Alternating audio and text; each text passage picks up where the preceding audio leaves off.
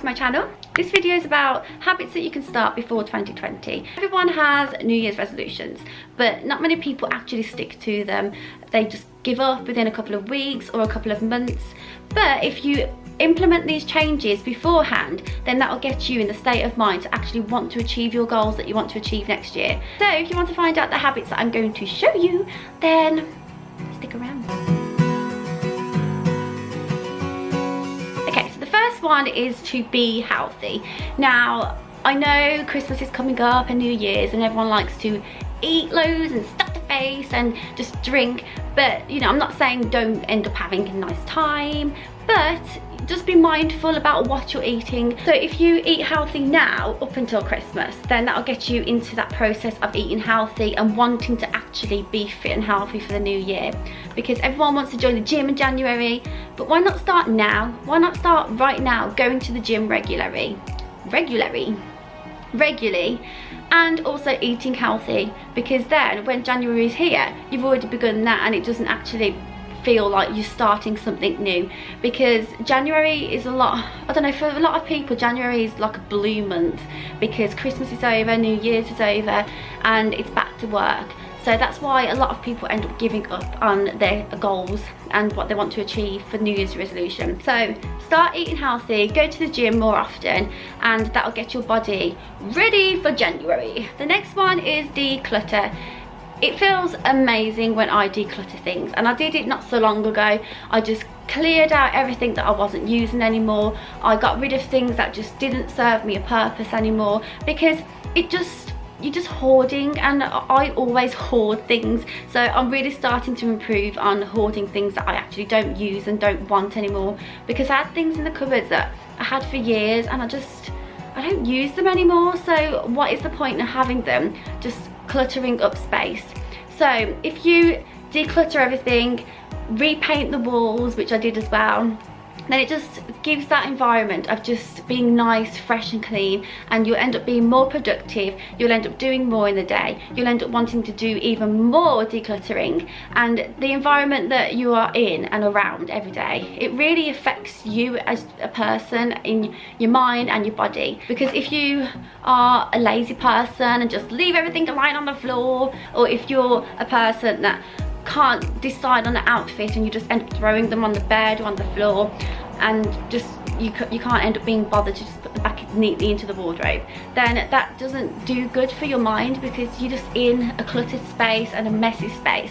Whereas if you're in a tidy space, it just makes you feel good. It does for me anyway. So have a declutter before Christmas and before New Year, and make room for new things that are going to come to your life in 2020. So the next one is to get your finances in order before January. Now, Christmas is a expensive little holiday, especially if you've got children like me. It becomes very expensive.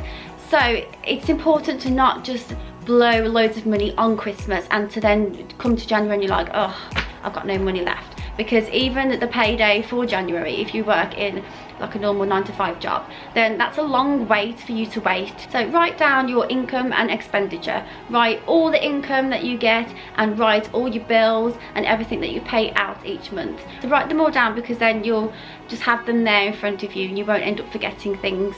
So go through the expenditure one and see if you can just get rid of some things. Like if you have Netflix, if you have Amazon Prime, if you don't use those things, then it's just a waste of money, isn't it? It's like you're throwing money down the drain. Also, if you're going shopping, especially around Christmas time, then look for deals and sales. Black Friday is a really good time to actually go shopping, because you can get some really big discounts on items. But one thing that you mustn't do is impulse buying. So that's going into the shop, and because they've got a sale on, you end up buying that thing because you think, oh, it's 50% off, I'm saving 50%. But if that wasn't in your budget anyway, then you're not saving 50%, you're spending that other half of the 50%. So write down everything that you want to purchase and just try and find some deals out there that will make it end up being more cheaper. And if you do shopping online, go on Groupon and get some offer promotion codes. So just really have a shop around and just buy things that are much cheaper than the usual price, especially for Christmas, because then that will just get your expensive Christmas bill down to a little T. Okay, the next one is to have good quality sleep.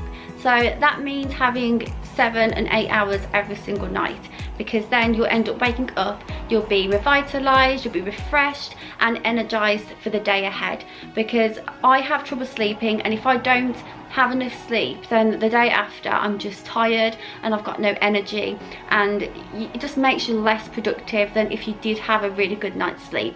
So some things that you could do in order for you to get that good night's sleep is to just relax before bed. That means turning off all of your technology, all of your screens. That's TV, your laptop, your phone. Now, phones are a nightmare, and I am one for that, because before bed I'm flicking through Instagram, flicking through my emails and my YouTube, and that's not something that you should be doing, because it's not switching your mind off, it's making your mind more energized. So one thing you could do is put your phone at the other end of the bedroom, or preferably in another room, because then you're not tempted to flick through Instagram like me.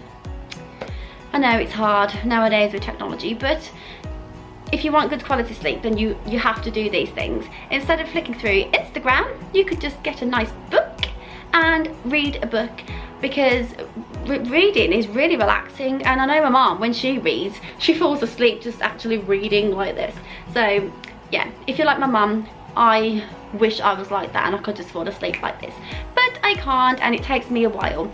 So by turning off technology and just getting into that relaxation mode, then that will help you sleep. Another thing that you could do is to meditate or listen to some relaxing music when you go to sleep, because that will end up making you relaxed. And I do this a lot. I actually go to sleep to relaxing music with affirmations, and yeah, it's a really good way for you to fall asleep and to just relax your mind and your body, ready for the 8 hours of sleep that you need. Okay, the next one is to plan ahead for next year. So think about all the goals that you want to achieve next year. Write every single thing down, because then when January comes, you haven't got to think about every single thing that you want to achieve. I have already done this. I'm already planning my goals and everything that I want to achieve for January and next year. So then when January comes, I'm going to make my vision board and replace it with my old one that I have. So really think about the things that you want to achieve next year and just write them down ready for January, because then it doesn't become a New Year's resolution, it actually becomes a sustainable goal that you want to achieve throughout the year. So start planning ahead and think about the things that you want to achieve next year, and you can wait till January and make a vision board like me. The final one is to have a healthy mindset. So when you are in the right state of mind, you will end up being more productive, you will end up getting more things done, you'll achieve more, because when you're thinking and focusing on negative things, then that's just putting you in a bad state of mind, and you just won't end up achieving a lot. So this is why it's important to do daily things that puts you into a positive state of mind. So 3 things that you could do is to 1, be grateful. Be grateful for things that you've got in your life right now. So every day, think of 3 things that you've been grateful for throughout that day, whether it was the cup of coffee that somebody gave you, whether it was seeing your family or friends, whether it was spending time with your children, whether you achieved something at work. Just think of 3 things every day when you get home or before bed that you were grateful for that day, because then that just makes you grateful and more positive, and it puts you in a more positive mood. And it's really important to be grateful for things that you've got in your life right now, because if you're not grateful for anything that you've got now, then you won't progress anymore and you won't achieve anything else, because you're not grateful for everything that you've got at the present moment. So every day, think of 3 things that you're grateful for. Okay, the next one is to do affirmations. Now, I did a guided meditation with 60 affirmations in my last video, or my last 2 videos. So if you haven't seen that, then just click up here. I will link it in the description as well.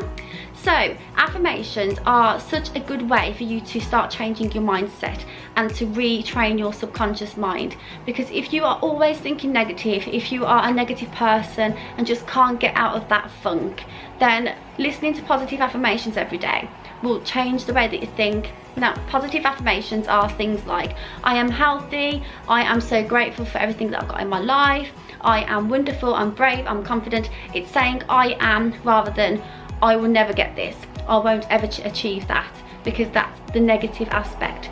So change it around, flip the scale, and start being more positive in your affirmations.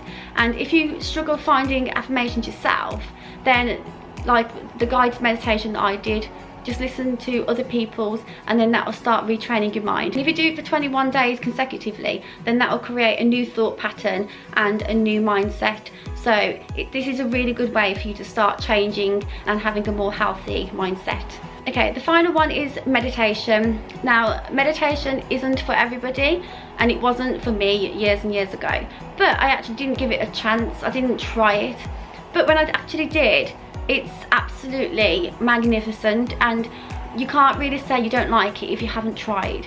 So just listen to some meditation, do some breathing exercises with it, and this really relaxes your body and your mind, and it makes you feel really good. You have this sense of feeling in your body afterwards. You just feel light and airy, and it's just amazing. So if you haven't tried meditation, then I would highly suggest that you give it a go, because it relaxes your body and it's a really good way to make your mind healthy. So there we have all of my habits that you can start before 2020.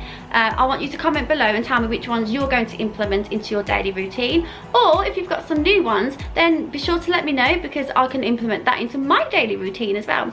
So if you enjoyed the video, hit the thumbs up and click subscribe if you're not already subscribed to my channel.